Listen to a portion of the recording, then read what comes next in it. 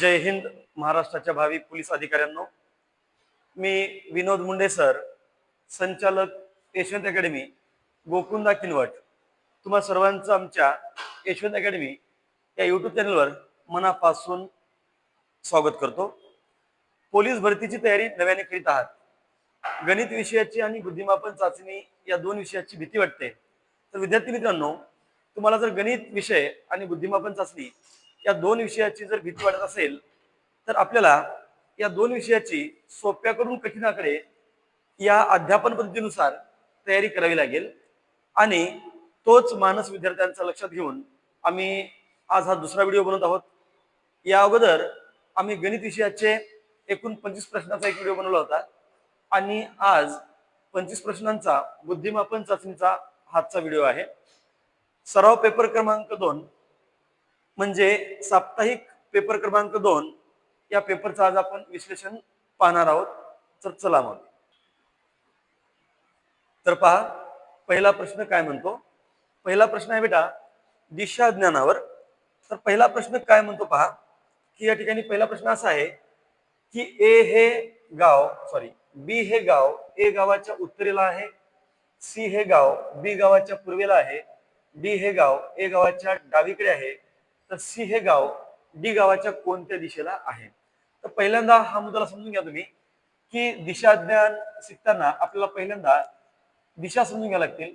उजवीकडे पूर्व दिशा असते, डावीकडे पश्चिम असते बेटा, खालची दिशा दक्षिण असते, वर उत्तर असते, इथं असते आग्नेय, ई ईशान्य, वायव्य आणि नैऋत्य, हे असते दिशा। आता आपल्याला काय सांगितलं बघा, आता या ठिकाणी यांनी असं सांगितलं की बी हे गाव ए गावाच्या उत्तरेस आहे। कोणतं गाव?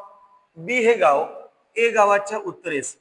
ठीक आहे, या ठिकाणी ए गाव आणि बी हे गाव कुठे आहे रे? ए गावाच्या उत्तरेस, म्हणजे वरच्या दिशेला असेल। ठीक आहे, बी हे गाव ए गावाच्या उत्तरेस आहे। सी हे गाव बी गावाच्या पूर्वेला आहे, सी हे गाव बी गावाच्या पूर्वेला आहे, पूर्व म्हणजे उजवीकडे दिशा। ठीक आहे, सी हे गाव बी गावाच्या पूर्वेला आहे आणि डी हे गाव ए गावाच्या डावीकडे आहे। डी हे गाव ए गावाच्या डावीकडे आहे, म्हणजे डी हे गाव ए गावाच्या डावीकडे आहे। ठीक आहे, आता ही झाली आपली बेटा डायग्राम। आता पहा विचारलं काय, तर सी हे गाव डी गावाच्या कोणत्या दिशेला आहे। हे सी गाव डी गावाच्या कोणत्या दिशेला आहे असं आपल्याला विचारलं। बघा बेटा, ही रेषा तिरकस चालली, म्हणजे या बिंदूपासून ती इकडे चालली, म्हणजे सी हे गाव ए गावाच्या कोणत्या दिशेला असायला पाहिजे रे? ईशान्य दिशेला असायला पाहिजे। कोणत्या दिशेला? ईशान्य दिशेला असायला पाहिजे। आणि पर्याय जर पाहिले आपण, तर पर्याय क्रमांक 4 दिसतो बेटा, ईशान्य, म्हणजे आपल्या पहिल्या प्रश्नाचं उत्तर ईशान्य असायला पाहिजे। त्यानंतर आता दुसरा प्रश्न पहा, दुसऱ्या प्रश्नाचं सोल्युशन पाहू आपण। चेतन उत्तरेकडे तोंड करून उभा आहे। बघा पुढचा प्रश्न, पुढचा पण प्रश्न दिशा ज्ञानावरच आहे। प्रश्न काय म्हणतो, चेतन उत्तरेकडे तोंड करून उभा आहे, तो उत्तरेकडे 5 किमी चालत गेला। ठीक आहे, या ठिकाणी चेतन नावाचा मुलगा आहे, या ठिकाणी चेतन नावाचा मुलगा आहे बेटा, आणि तो उत्तरेकडे तोंड करून उभा आहे, म्हणजे वरच्या दिशेने तो तोंड करून उभा आहे। चेतन उत्तरेकडे तोंड करून उभा आहे आणि तो उत्तरेकडे 5 किमी चालत गेला, मग तोंड उत्तरेकडेच आहे आणि उत्तरेकडेच तो 5 किमी चालत गेला। ठीक आहे, इथं आला तो। आता चला पुढे काय म्हणते, नंतर तो आपल्या उजवीकडे वळून 10 किमी चालत जातो। मग इथून तो आपल्या उजवीकडे वळतो आणि 10 किमी चालत जातो। ओके, चला इथं आला। त्यानंतर पुन्हा बघा, परत उजवीकडे वळतो आणि 5 किमी चालतो। इथून पुन्हा उजवीकडे वळतो बेटा आणि 5 किमी चालतो। 5 किमी हे अंतर जर 5 किमी असेल, तर मला बरोबर हे अंतर सुद्धा तेवढंच घ्यावं लागेल। मग उजवीकडे वळतो आणि 5 किमी चालतो, तर तो पहिल्या ठिकाणापासून किती अंतरावर आहे असं आपल्याला विचारलं। मला सांगा, हे त्याचं मूळ ठिकाण आणि सध्या तो इथं आहे, मग तो त्याच्या पहिल्या ठिकाणापासून किती अंतरावर आहे, म्हणजे मूळ ठिकाणापासून तो सध्या किती अंतरावर आहे हे आपल्याला विचारलं, बरोबर। मग आता मला सांगा, आयताचे गुणधर्म आपल्याला माहित असतील, आयताच्या समोरासमोरील बाजू या समान लांबीच्या असतात। मला सांगा, ही बाजू जर 5 किमी, तर इथं पण तो किती आला होता रे? 5 किमी। मग आता ही बाजूवरची जर 10 असेल बेटा, तर ही खालची बाजू पण किती असायला पाहिजे? 10 किमी. म्हणजे तो आता आपल्या मूळ ठिकाणापासून किती दूर असायला पाहिजे? याचं उत्तर आहे पर्याय क्रमांक 4, 10 किलोमीटर अंतरावर तो असायला पाहिजे. चला आता तिसरा प्रश्न पाहू आपण. तिसरा प्रश्न काय म्हणतो पहा. या ठिकाणी तिसरा प्रश्न, खालील पैकी वेगळा महिना ओळखा. चला आता हा प्रश्न अगदी सोपा आहे, पण नव्याने तयारी करणाऱ्या विद्यार्थ्यांना असा सुद्धा प्रश्न कठीण वाटतो. पण आपल्याला इथूनच सुरुवात करायची आहे. पहा, खालील पैकी वेगळा महिना ओळखा. बेटा तुम्हाला माहित असेल, काही काही महिन्यामध्ये 28 दिवस असतात, काही महिन्यामध्ये 29 दिवस असतात, काही महिन्यामध्ये 30 दिवस असतात आणि काही महिन्यामध्ये 31 दिवस पण असतात. आणि वेगळा महिना ओळखताना आपण त्या महिन्यातल्या दिवसांचाच विचार करायचा. जसं एप्रिल महिना किती दिवसाचा असतो बेटा? 30. एप्रिल महिना आहे 30 दिवसाचा. त्यानंतर मार्च महिना असतो 31 दिवसाचा, डिसेंबर पण 31 दिवसाचा असतो आणि जानेवारी महिना पण 31 दिवसाचाच असतो. मग इथं जर मी विचार केला तर 3 महिन्यामध्ये एक वाक्यता आहे, ते सजाती आहेत, पण एकच महिना त्यांच्यापेक्षा वेगळा दिसतो. म्हणजे हा, याच्यामध्ये लक्षात ठेवा, हा एकच महिना त्याच्यामध्ये 30 दिवसाचा आहे आणि बाकीचे सर्व महिने 31 दिवसाचे आहेत. त्याच्यामुळं माझ्या प्रश्नाचं उत्तर खालीलपैकी वेगळा महिना कोणता, तो एप्रिल असणं गरजेचं आहे किंवा असायलाच पाहिजे. चला पुढचा प्रश्न पहा. 8 वाजता आरशात किती वाजलेले दिसतील? चला समजा घड्याळामध्ये 8 वाजले असतील आणि आपण तेच घड्याळ जर आरशात पाहिलं तर किती वाजलेले असतील? मग पहा बेटा, आरशामध्ये किती वाजलेले असतील या प्रश्नाचं उत्तर जर करायचं असेल तर काय करायचं? 11:60 मधून दिलेली वेळ मायनस करायची. मग 11:60 म्हणजेच 12. 11:60 मधून दिलेली वेळ म्हणजे कोणती रे? 8. ही मायनस करा. 11:60 मधून दिलेली वेळ काय करायची? मायनस करायची. चला मग आता मला सांगा की 60 मधून 0 गेला 60 आणि 11 मधून 8 गेले 3, म्हणजे 3:60. मला सांगा बेटा, 3:60 म्हणजेच काय रे? 3:60 म्हणजेच काय? तर 4. मी 3:60 म्हणलं काय किंवा 4 वाजले म्हणलं काय, एकच. मग 8 वाजता आरशात किती वाजलेले दिसतील? तर 8 वाजता आरशामध्ये 3:60 दिसतील. म्हणजेच किती दिसतील रे? 4. पर्याय क्रमांक 3. पर्याय क्रमांक किती आहे? 3. मग कधी लक्षात ठेवा, आरशातील वेळ सांगताना दिलेली वेळ 11:60 मधून वजा करतात किंवा दिलेली वेळ जर 12च्या पुढची असेल तर अशा वेळेस ती वेळ 23:60 मधून वजा करतात. ठीक आहे, चला लक्षात ठेवा. आता पहा पुढचा प्रश्न. प्रदीपचा वर्गात वरून 9वा क्रमांक आहे. पहा, प्रदीप नावाचा मुलगा आहे. या प्रदीपचा वर्गामध्ये वरून 9वा क्रमांक आहे आणि तळापासून 38वा क्रमांक आहे. तळापासून किती आहे बेटा? 38वा क्रमांक आहे. ठीक आहे, चला प्रदीपच्या वर्गामध्ये वरून 9वा क्रमांक आहे आणि तळापासून 38वा क्रमांक आहे. तर त्या वर्गामध्ये एकूण मुले किती असं आपल्याला विचारलं. आता विद्यार्थी मित्रांनो, एक फॉर्म्युला लक्षात ठेवा. तुम्हाला जर एकाच व्यक्तीचा क्रमांक रांगेत दोन्हीकडून दिला असेल आणि विचारला असेल त्या रांगेत एकूण व्यक्ती किती, चला मग त्या वर्गामध्ये एकूण मुले किती, तर काय करायचं? अशा वेळेस त्या दोन्ही क्रमांकाची बेरीज करायची. प्रदीपचा क्रमांक एका बाजूने 9 आणि त्याचा क्रमांक दुसऱ्या बाजूने आहे 38 आणि दोनदा मोजला गेला म्हणून पुन्हा एक काय करायचं रे? मायनस करायचं. चला 38 प्लस 9 बरोबर 47 आणि 47 मधून जर एक मायनस केला बेटा तर आपलं उत्तर 46. म्हणजे त्या रांगेमध्ये किती मुलं असायला पाहिजे? वर्गामध्ये किती मुलं असायला पाहिजे? 46 मुलं असायला पाहिजे. चला पुढचा प्रश्न पाहता. पहा बेटा, हा जो प्रश्न आहे याच्यामध्ये पर्याय आपण बदलून घेऊ. 32 किंवा 44 असे दोन पर्याय असतील. चला 32 किंवा 44 तो एक पर्याय बदलून घ्या. बघा काय म्हणतो प्रश्न. काय म्हणतो? एका रांगेत ए हा डावीकडून 11वा आहे. एका रांगेत ए हा डावीकडून 11वा आहे आणि बी हा उजवीकडून 28वा आहे. त्या दोघांच्या मध्ये 5 मुले आहेत. किती आहेत? दोघांच्या मध्ये 5 मुले आहेत. तर रांगेमध्ये एकूण मुले किती? तर बेटा या प्रकारचा जर प्रश्न आपल्याला परीक्षेमध्ये आला तर या प्रकारच्या प्रश्नामध्ये दोन शक्यता असतात. दोन शक्यता म्हणजे आपले दोन दोन उत्तर येऊ शकतात. मग एक उत्तर कोणतं, तर रांगेमध्ये कमीत कमी मुले किती. पहिलं उत्तर काय रे, कमीत कमी मुले, हे माझं पहिलं उत्तर असेल, पहिली शक्यता. आणि दुसरं उत्तर असेल माझं जास्तीत जास्त मुले,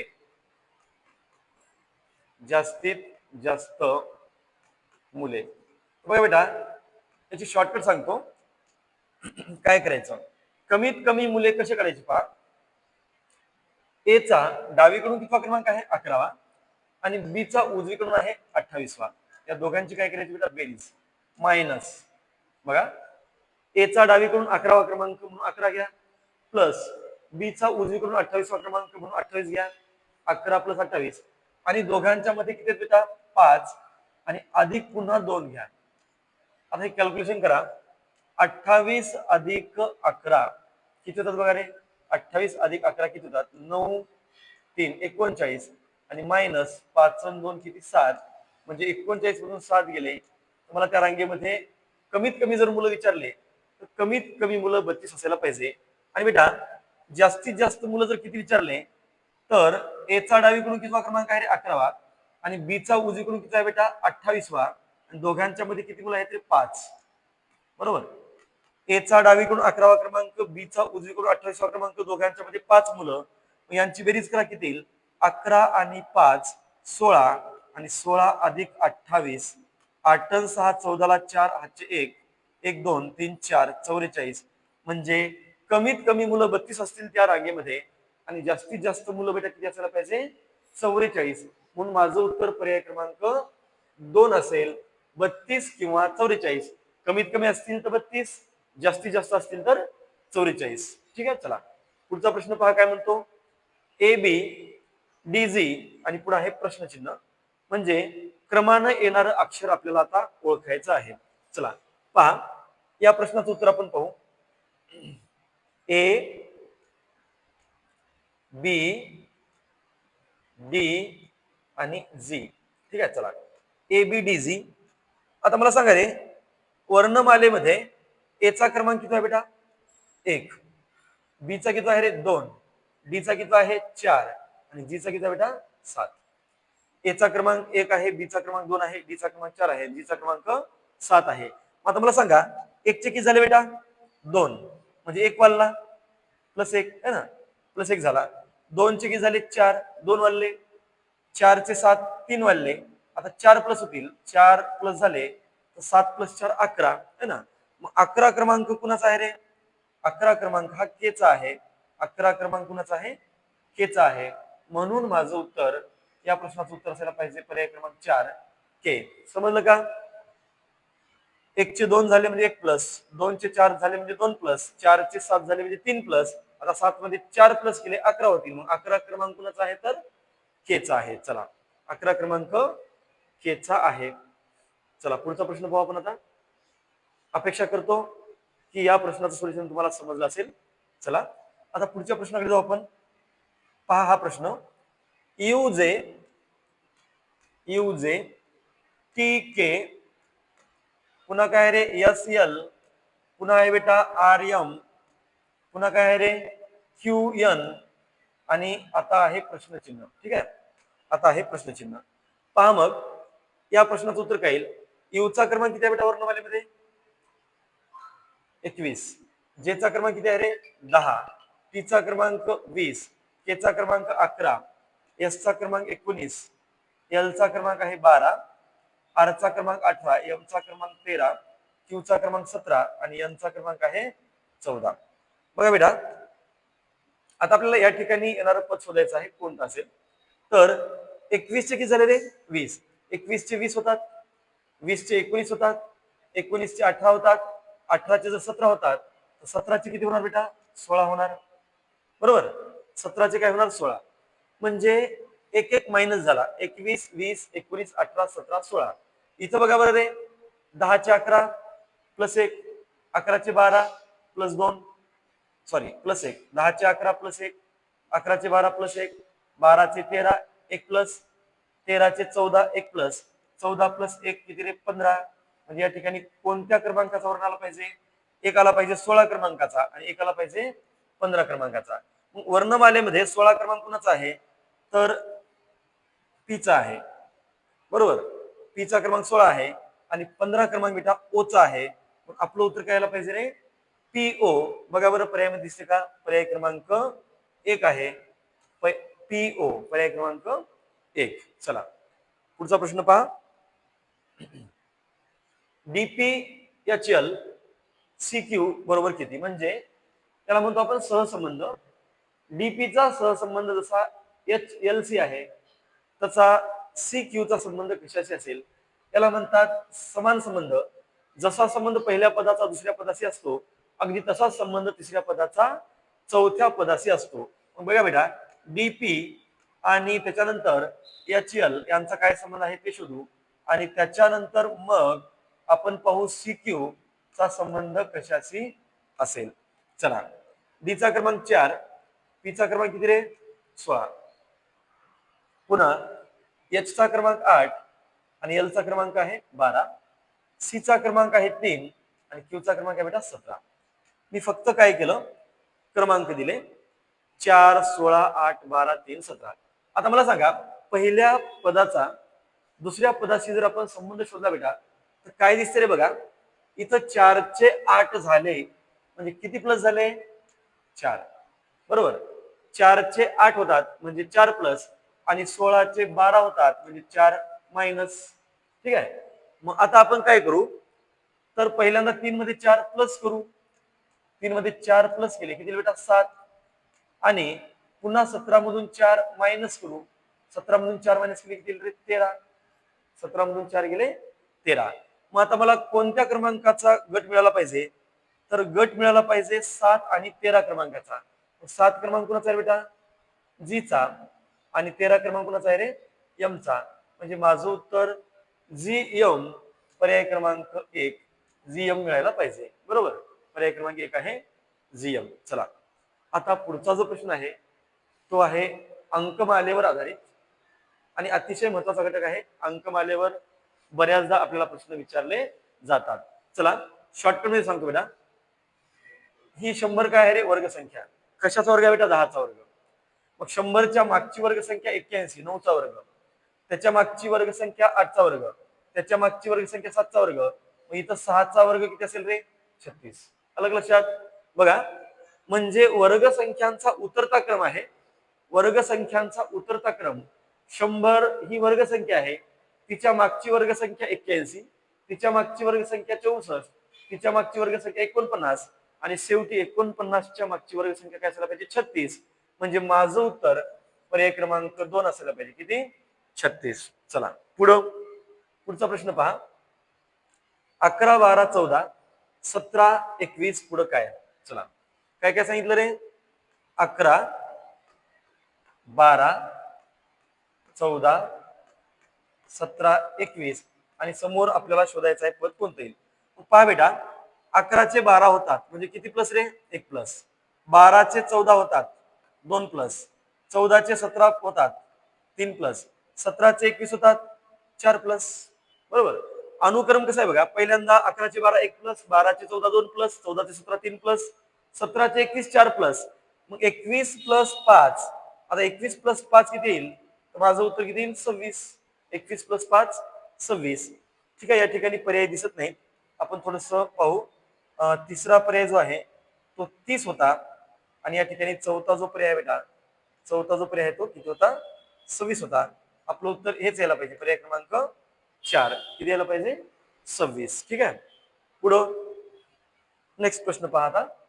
चला, पुन्हा संख्यांचा सहसंबंध आहे. आणि बेटा, आमचा आजचा व्हिडिओ तुम्हाला आवडत असेल तर नक्की आजचा व्हिडिओ तुम्ही शेवटपर्यंत पहा, नक्कीच तुमचा फायदा होईल. पहा, 8चा आणि 32चा जो सहसंबंध आहे तो सहसंबंध 16चा कशाशी असेल असं आपल्याला विचारलेलं आहे. चला, मग आता 8 चोक 32 होईल का रे? होऊ शकते ना. आपण विचार करू शकतो, इथं 8 दिसते आणि इथं 32 म्हणजे 8 चोक 32. बरोबर. मग तसंच 16 चोक 64. पण बेटा मला पर्यायामध्ये 64 दिसते का रे? नाही. मग आता आपण असं म्हणू शकत नाही की हा प्रश्न चुकीचा आहे, बरोबर? कारण आपण जे लॉजिक लावलं ते बरोबर आहे की 8ची 4 पट 32, तर मग 16ची 4 पट 64. पण पर्यायामध्ये तर 64 नाही. मग आपण समजून घेतलं पाहिजे की हा प्रश्न चुकीचा नसून दुसरं काहीतरी लॉजिक असू शकते. चला, दुसरं लॉजिक काय असेल? बेटा काय करा, या 8चा वर्ग करा रे. 8चा वर्ग भागिले 2. 8चा वर्ग किती आहे रे? 64. 64 ला 2 न भागलं, बेत्रिक 6 बेदुनी 4 किती मिळते मला? 32. बरोबर. मग आता तसंच काय करा 16चा वर्ग 16चा वर्ग भागिले 2. 16चा वर्ग 256, त्याला 2 न भाग द्या, किती येईल? बे एक बे, इथं बेदुनी 4, एक उरला बे 8 16, किती व्हायला पाहिजे? 128. समजलं का? 8चा वर्ग भागिले 2, 8चा वर्ग 64, त्याचे निम्मे 32, 16चा वर्ग 256, त्याचे निम्मे 128. म्हणजे पर्याय क्रमांक 1 हे आपलं उत्तर असायला पाहिजे 128. ठीक आहे. चला पुढचा प्रश्न काय म्हणतो पहा आता. आज सोमवार आहे, आज सोमवार आहे, तर आणखी 22 दिवसांनी कोणता वार असेल? ठीक आहे. चला, आज सोमवार आहे, तर आणखी 22 दिवसांनी कोणता वार असेल? तर बेटा पहिल्यांदा आपण समजून घेऊ आठवडा म्हणजे काय. तर आठवड्यामध्ये एकूण 7 दिवस असतात, बरोबर? आठवड्यामध्ये एकूण 7 दिवस असतात आणि आज जर सोमवार असेल तर आणखी एका आठवड्याने सोमवारच येतो, म्हणजे 7 दिवसाने. 2 आठवड्याने पण सोमवारच येतो आणि 3 आठवड्यांनी पण सोमवारच येतो. तुम्ही कितीही आठवडे समोर जा, पुन्हा पुन्हा तोच वार येतो. मग आज जर सोमवार असेल तर विचारलं आणखी 22 दिवसांनी कोणता वार असेल? बेटा काय करा, या 22 ला 7 न भाग द्या, 7 त्रिक 21, वजाबाकी करा. 22 मधून 21 गेला, 1 उरला, आपली बाकी किती आली रे? 1. मग मला सांगा, आता आपण 22 दिवस पुढे चाललो म्हणजे किती आठवडे पुढे चाललो रे? आपण 22 दिवस पुढे चाललो म्हणजे 3 आठवडे पुढे चाललो. किती आठवडे? 3 आठवडे. आणि 3 आठवडे पुढे गेल्याच्या नंतरही आपल्याकडे एक दिवस शिल्लक राहतो. मग मला सांगा, आज जर सोमवार असेल तर आणखी 22 दिवसांनी कोणता वार असेल? मग आज जर सोमवार असेल तर 3 आठवड्यांनी सोमवारच असेल, 3 आठवड्याच्या नंतर सोमवारच असेल आणि उरलेली बाकी जर मी त्या सोमवारमध्ये प्लस केली, उरलेली बाकी जर एक प्लस केली बेटा, तर उत्तर काय यायला पाहिजे रे? मंगळवार. 22 दिवसानंतर किंवा 22 दिवसांनी कोणता वार यायला पाहिजे? तर मंगळवार यायला पाहिजे. कारण 22 ला मी 7 भागलं, भागल्याच्या नंतर माझी बाकी एक उरली. मग सोमवार पासून 1 ने आपल्याला काय करायचंय? पुढे जायचं आहे. चला पुढे काय म्हणते पहा आता. पुढचा प्रश्न, पेन बरोबर 70, PEN, पेन बरोबर किती आहे रे? 70. त्याच्यानंतर BOOK, बुक म्हणजे 86 आहे का 88? ठीक आहे, 86 दिसत आहे, पाहू आपण नंतर. तर डस्टर म्हणजे काय? DUSTER, डस्टर बरोबर काय असेल असं आपल्याला विचारलं. ठीक आहे. चला, हे सांकेतिक भाषा आहे. एका सांकेतिक भाषेमध्ये पेन हा शब्द 70 असा लिहितात आणि बुक हा शब्द 86 असा लिहितात. तर त्याच भाषेमध्ये डस्टर कसे लिहाल? मला सांगा, या ठिकाणी पीचा क्रमांक किती आहे रे? 16, बरोबर. ईचा क्रमांक किती आहे बेटा? 5. आणि एनचा क्रमांक किती आहे रे? 14. ठीक आहे. आता पीचा क्रमांक 16 आहे, ईचा क्रमांक 5 आहे, एनचा क्रमांक 14 आहे. या सगळ्यांची मी जर बेरीज केली बेटा तर 35 येते. किती? 35. या सगळ्यांची बेरीज केली तर 35 येते आणि 35 ची पुन्हा जर दुप्पट केली तर किती मिळते रे? 70 मिळते. ठीक आहे. चला मग आता बुक कडे जाऊ आपण. बीचा क्रमांक 2 प्लस ओचा क्रमांक 15 पुन्हा अधिक ओचा क्रमांक 15 आणि अधिक केचा क्रमांक 11. या सगळ्यांची काय करा? बेरीज करा. बीचा क्रमांक 2, ओचा 15, ओचा 15, केचा 11. 15 आणि 15 30, 30 आणि 2 32, 32 आणि 1 33, 33 आणि 10 म्हणजे 43. ही झाली 43. आणि 43 ची दुप्पट जर केली बेटा तर इथे मला 86 दिसते. म्हणजे त्या वर्णांच्या अनुक्रमांकाच्या बेरजेची दुप्पट आहे.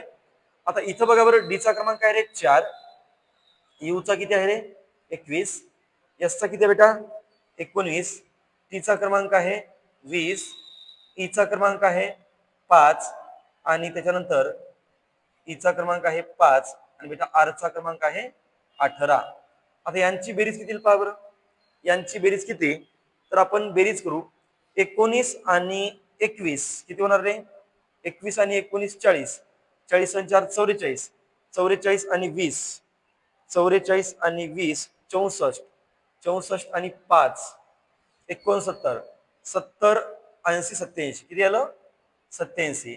आणि आता मी जर 87 ची दुप्पट केली बेटा तर 87 ची दुप्पट काय येते बघा रे, 87 ची दुप्पट म्हणजे 2 ने गुणा, 2 7 14 ला 4 8 1 8 2 16 1 17 174, 174 पर्याय क्रमांक 1. अलग लक्षात. या पद्धतीचा हा प्रश्न होता. अनुक्रमांकाच्या बेरजेची दुप्पट, अनुक्रमांकाच्या बेरजेची दुप्पट, अनुक्रमांकाची बेरीज झाली 87, त्याची दुप्पट यायला पाहिजे 174. ठीक आहे. डस्टरचा सांकेतांक काय असेल तर 174 असायला पाहिजे. चला पुढं. जिल्हा, तालुका, गाव या शब्दगटासाठी वेन आकृती निवडा. या शब्दगटासाठी वेन आकृती निवडा. तर पहा बेटा, आपल्याला एक शब्दगट दिला कोणता रे, जिल्हा, तालुका आणि गाव, आणि या शब्दगटासाठी आपल्याला योग्य वेन आकृती निवडायची आहे. चला तर लक्षात घ्या बेटा, पहिला जो सर्कल असेल तो असेल जिल्ह्याचा. कशाचा रे, जिल्हा. पुन्हा जिल्ह्यामध्ये काय असतो रे, तालुका, आणि तालुक्यामध्ये काय असतो बेटा, गाव. गाव आणि काय झालं रे, तालुका. लक्षात. जिल्ह्यामध्ये तालुका आणि तालुक्यामध्ये गाव, म्हणजे आपलं उत्तर पर्याय क्रमांक 2 यायला पाहिजे. ठीक आहे, पर्याय क्रमांक 2. म्हणजे एक बाब दुसऱ्या बाबीमध्ये पूर्णपणे समाविष्ट आहे आणि दुसरी बाब तिसऱ्या बाबीमध्ये पूर्णपणे समाविष्ट आहे. बघा, जिल्ह्यामध्ये तालुका आणि तालुक्यामध्ये गाव, म्हणून आपलं उत्तर पर्याय क्रमांक 2 यायला पाहिजे. चला पुढे काय म्हणते पहा. आकृतीमध्ये चौकोन किती, या ठिकाणी आपल्याला आकृती दिली आणि आकृतीमध्ये आपल्याला चौकोनांची संख्या विचारली बेटा. तर बघा काय करायचं, तर हा एक पॅटर्न आहे. या पॅटर्न मध्ये आडवे क्रमांक घेऊन घ्या 1 2 3 आणि त्याच्यानंतर उभे क्रमांक द्या 1 आणि हे 2. ठीक आहे. आता या प्रकारच्या पॅटर्न मध्ये जर आपल्याला चौकोनांची संख्या विचारली बेटा, तर 1 2 3 आडवे क्रमांक आणि 1 2 उभे क्रमांक. तर आडव्या क्रमांकाची काय करायची रे, बेरीज. आडव्या क्रमांकाची बेरीज म्हणजे 1 अधिक 2 अधिक 3 किती होतं बेटा 6, किती झाले रे 6. आणि उभ्या क्रमांकाची बेरीज 1 अधिक 2 किती झाली बेटा 3, बरोबर. आणि पुन्हा या दोघांचा करायचा गुणाकार, साइन त्रिक 18, साइन त्रिक 18, पर्याय क्रमांक 2 आहे 18. अलग लक्षात. या प्रकारचा पॅटर्न जर आला तर आडव्या क्रमांकाची बेरीज, उभ्या क्रमांकाची बेरीज आणि पुन्हा त्या दोघांचा काय करा, गुणाकार, म्हणजे चौकोनांची संख्या आपल्याला मिळून जाते. आता आणखी एक उदाहरण सांगतो तुम्हाला. या प्रकारचं एक उदाहरण आहे. समजा आणि तुम्हाला विचारलं आकृतीमध्ये चौकोन किती आहेत, 1 2 3, 1 2 आणि हे 3. उभे क्रमांक द्या, आडवे क्रमांक द्या. 1 2 3 ची बेरीज 6 बेटा आणि उभ्या 1 2 3 ची बेरीज 6, 6 6 किती रे 36. आकृतीमध्ये किती चौकोन असतील तर 36 असतील. म्हणून नेहमीसाठी हा पॅटर्न तुम्ही आता लक्षात ठेवायचा आहे. आपल्या प्रश्नाचं उत्तर आलं होतं आकृतीमध्ये चौकोन किती आहेत, तर चौकोन 18 असायला पाहिजे. चला पुढं. पुढचा प्रश्न, 2 तास 17 मिनिटे 48 सेकंद बरोबर किती सेकंद. ठीक आहे, चला सोपा प्रश्न आहे. 2 तास 17 मिनिट आणि 48 सेकंद बरोबर किती सेकंद. मला सांगा रे की हा प्रश्न आपल्याला काय म्हणतो की सगळ्यांचं रूपांतर कशामध्ये करा म्हणतो, सेकंदामध्ये. चला सगळ्यांचं रूपांतर आपल्याला सेकंदामध्ये करायला सांगितलं. चला मग मी काय करणार बेटा, या 2 तासाला सेकंदात करणार. आणि लक्षात ठेवा तासाचं रूपांतर सेकंदात करण्यासाठी त्याला 36 ने गुणतात का, तर एका तासामध्ये 36 सेकंद असतात म्हणून. चला प्लस 2 गुणिले 36 केलं तर या 2 तासाचं रूपांतर होईल सेकंदात, प्लस 17 मिनिट. 17 मिनिट, या 17 मिनिटाला जर सेकंदात करायचं असेल तर 60 ने गुणा. ठीक आहे, मिनिटाचं रूपांतर सेकंदात करताना 60 ने गुणतात आणि प्लस सेकंदाला सेकंद 48 तर आहेतच. चला या दोघांचा गुणाकार, हे 2 शून्य ठेवून द्या. 36 दुनी 72, 7200 हे 17चा आणि 6चा गुणाकार 17×5=85, 17×6=102 आणि समोरचा एक 0 आणि पुन्हा प्लस किती रे 48. चला 48 झालं. आता शेवटी या तिघांची बेरीज करून घ्या. आपण गरीब पद्धतीने करू. 7200, 1020 आणि 48 यांची बेरीज करा. हे 8, हे 6, हे 2 आणि 9, 9268 हे माझ्या प्रश्नाचं उत्तर यायला पाहिजे. आहे का बघा बरं. 9268 पर्यायामध्ये नाही. ठीक आहे. पुन्हा आपण एकदा चेक करू. 2 तास म्हणजे किती सेकंद. 36 दोन्ही 72, 7200, 17×6=102, 17×5=85, 17×6=102 समोरचा एक 0 आणि 48. ठीक आहे. मग यांची जर आपण बेरीज केली 7200 मध्ये 1020 प्लस केले, पुन्हा 48 प्लस केले, 8 6 2 सॉरी 8 इथं 8 येईल पहा. हे 7 आणि 1 8 होईल. 8268, 8268 पर्याय क्रमांक 1 आहे. 8268. थोडस बेरजेमध्ये मिस्टेक झाली होती. या ठिकाणी बेरीज येईल 8268. 8000 दुरुस्त करा 268. पहा बरं पर्याय क्रमांक 1 आहे. 8268. चला पुढं. दिलेली आकृती प्रश्न क्रमांक 68 ते 71 साठी आहे. ठीक आहे. दिलेली आकृती 68 ते 71 या प्रश्नासाठी आहे. म्हणजे 4 प्रश्न आपल्याला हे सोडवायचे आहेत या आकृतीच्या आधारावर. मला सांगा बेटा, या ठिकाणी जो चौरस आहे तो कशाचं प्रतिनिधित्व करतो रे. चौरस जो आहे तो शेतकऱ्याचं प्रतिनिधित्व करतो. त्रिकोण आहे तो नोकरदारांचं प्रतिनिधित्व करतो आणि जो सर्कल आहे तो व्यावसायिकांचं प्रतिनिधित्व करतो. मग आता मला सांगा, या एकचं वैशिष्ट्य फक्त काय आहे. तो फक्त शेतकरी आहे. या दोनचं वैशिष्ट्य काय आहे. तो फक्त नोकरदार आहे. आणि या तीनचं वैशिष्ट्य काय आहे बेटा. तो फक्त व्यावसायिक आहे. पण या चारचं वैशिष्ट्य काय रे. या चारचं वैशिष्ट्य काय आहे. तो शेतकरी पण आहे आणि व्यावसायिक पण आहे, पण तो नोकरदार नाही, कारण तो त्रिकोणामध्ये नाही. आणि या 5चं वैशिष्ट्य काय आहे. तर 5 लोक असे आहेत, नोकरदार पण आहेत, व्यावसायिक पण आहेत, पण ते शेतकरी नाहीत. का तर ते चौरसामध्ये नाही. बरोबर. चला आता आपण याच्या आधारावर प्रश्नांची उत्तरे सोडूया. वरील आकृतीमध्ये नोकरदार किती. वरील आकृतीमध्ये नोकरदार किती. मला सांगा बेटा, फक्त नोकरदार विचारलं का नाही. आपल्याला विचारलं वरील आकृतीमध्ये नोकर किती, नोकरदार किती. मग हे 2 पण नोकरदार आहेत आणि हे 5 लोक पण नोकरदारच आहेत. म्हणजे किती असायला पाहिजे रे 7. पर्याय क्रमांक 2. अलग लक्षात. याचं उत्तर 2 लिहू नका. का तुम्हाला जर असं विचारलं असतं वरील आकृतीमध्ये फक्त नोकरदार किती आहेत, तर आपलं उत्तर आलं असतं 2. पण इथं तसं नाही विचारलं. वरील आकृतीमध्ये नोकरदार किती आहेत. ठीक आहे. व्यावसायिक जरी असले तरी नोकरदार आहेतच ना. मग हे 2 नोकरदार आहेत आणि 5 सुद्धा नोकरदार आहेत. 2 आणि 5 किती होणार रे 7. चला पुढचं. वरील आकृतीवरून व्यवसाय व नोकरी करणारे किती. चला वरील आकृतीवरून व्यवसाय व नोकरी करणारे किती. वरील आकृतीवरून व्यवसाय व नोकरी करणारे हे 2 चालते का रे. नाही, फक्त नोकरी करतात. 3 चालते का नाही, फक्त व्यवसाय करतात. व्यवसाय व नोकरी करणारे 5 किती 5. पर्याय क्रमांक 4. व्यवसाय व नोकरी करणारे किती, तर आपलं उत्तर 5. बरं आपलं उत्तर 4 का नाही.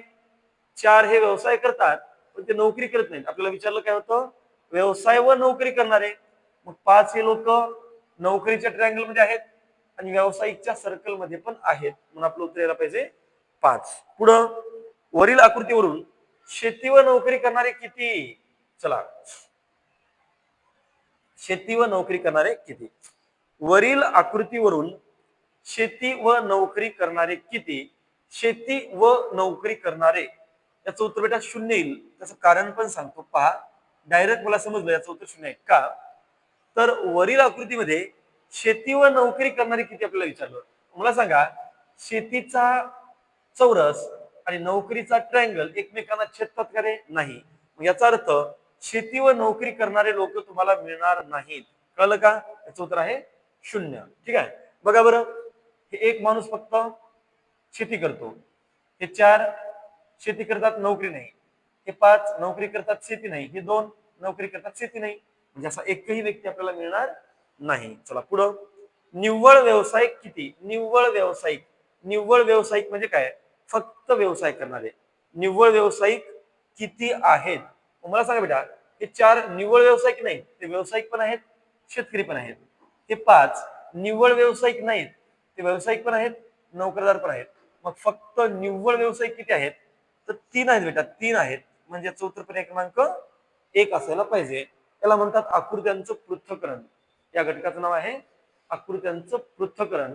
आणि त्या पृथक्करणावर आधारित हे 4 प्रश्न विचारले होते आणि 4ही प्रश्नाचे उत्तर आपण या ठिकाणी विश्लेषण केलेलं आहे. चला पुढं. पुढील पैकी कोणता अक्षरगट आरशात जसाच्या तसा दिसेल?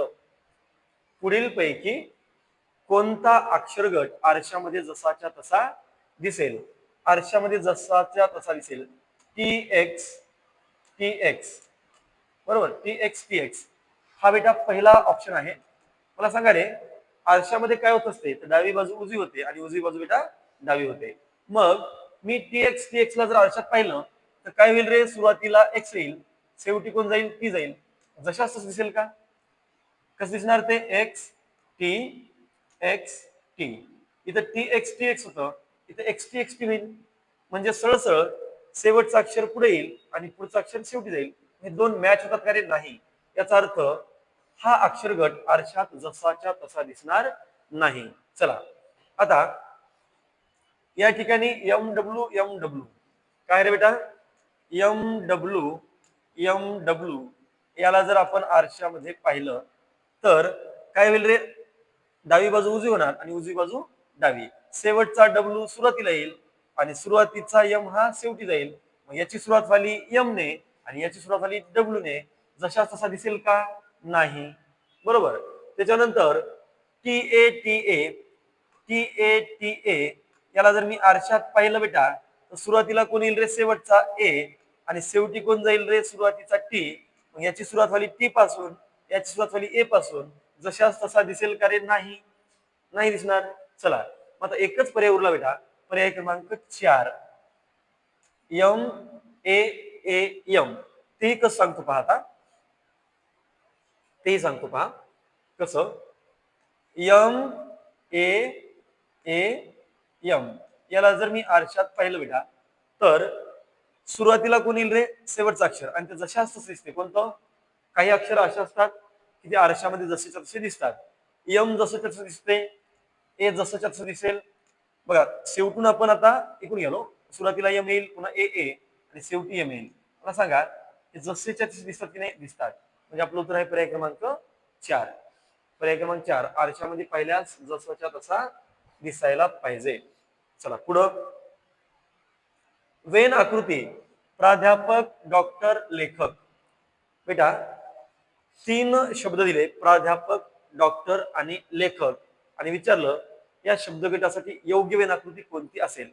तर बेटा प्राध्यापक असणारे डॉक्टर लेखक असू शकतात, लेखक असणारे डॉक्टर हे प्राध्यापक असू शकतात आणि डॉक्टर असणारे लेखक हे प्राध्यापक पण असू शकतात. म्हणजे या तिघांचा एकमेकांशी अंशतः संबंध आहे. तिघांचाही एकमेकांशी अंशतः संबंध असेल तर अशा शब्दगटासाठी आपण या प्रकारची आकृती निवडत असतो. पर्याय क्रमांक 2 आहे. ठीक आहे. चला आता पुढचा प्रश्न काय पहा. या ठिकाणी एक मालिका दिली, त्याला म्हणून आपण अक्षर मालिका. कशाची रे? झड पासून ते ए पर्यंत उलट इंग्रजी वर्णमाला लिहिलेली आहे आणि या मालिकेत डावीकडून 18व्या अक्षराच्या डावीकडील चौथे अक्षर सांगा. मला सांगा बेटा, डावीकडून म्हणजे कुणीकडून रे? इकडून इकडे ना, आणि उजवीकडून म्हणजे इकडून, त्याला म्हणायचं उजवीकडून. ठीक आहे. चला तर आपल्याला प्रश्न काय विचारला पहा आता. मालिकेत म्हणजे कोणत्या मालिकेत रे? या दिलेल्या मालिकेत डावीकडून 18व्या अक्षराच्या, बघा बरं डावीकडून 18 कोणता आहे? डावीकडून 1 2 3 4 5 6 7 8 9 10 11 12 13 14 15 16 17 18 हे आहे. कोणता आहे रे? आहे. हा काय म्हणते मग? मालिकेत डावीकडून 18व्या अक्षराच्या डावीकडील चौथे अक्षर, डावीकडून 18व्या अक्षराच्या डावीकडचे चौथे 1 2 3 4 कोणता असायला पाहिजे बेटा? M असायला पाहिजे. पर्याय क्रमांक 2 आहे यम. डावीकडून 18व्या अक्षराच्या डावीकडचे चौथे म्हणजे सुरुवातीपासून किती रे? पुन्हा एकदा बघा. डावीकडून 18वा अक्षर कोणतं येईल? 1 2 3 4 5 6 7 8 9 10 11 12 13 14 15 16 17 18 आणि याच्या डावीकडचं चौथं 1 2 3 आणि 4 म्हणजे कोण यायला पाहिजे रे? यम यायला पाहिजे. या प्रश्नाचं उत्तर असायला पाहिजे यम. चला, तर विद्यार्थी मित्रांनो, तुम्हाला आमचा हा आजचा व्हिडिओ जर आवडला असेल तर आमच्या यशवंत अकॅडमी या युट्यूब चॅनलला लाईक करा, शेअर करा, सबस्क्राईब करा आणि जास्तीत जास्त विद्यार्थ्यांपर्यंत हा व्हिडिओ पोहोचवा. कारण तुम्ही जर नव्याने पोलीस भरतीची तयारी करत असाल तर बेटा याच स्तरापासून, याच बेसिक पासून तुम्हाला एक एक गोष्ट शिकायची आहे. त्यामुळं कठीणाकडून सोप्याकडे येण्यापेक्षा सोप्याकडून कठीणाकडे जाणं हे कधीही फायद्याचं असते. म्हणून अशा विद्यार्थ्यांसाठी आम्ही व्हिडिओ घेऊन येत आहोत की ज्यांना नेमकी पोलीस भरतीची ओळख करून घ्यायची आहे, जे नेमके पोलीस भरतीची तयारी करण्यासाठी तयार आहेत, अशाच विद्यार्थ्यांसाठी असे आम्ही व्हिडिओ घेऊन आलो आहोत. आणि असे व्हिडिओ जर तुम्ही पाहत गेलात तर नक्कीच तुम्हाला या व्हिडिओच्या माध्यमातून पोलीस भरतीची ओळख झाल्याशिवाय राहणार नाही. तोपर्यंत मी तुमची रजा घेतो. जय हिंद, जय महाराष्ट्र.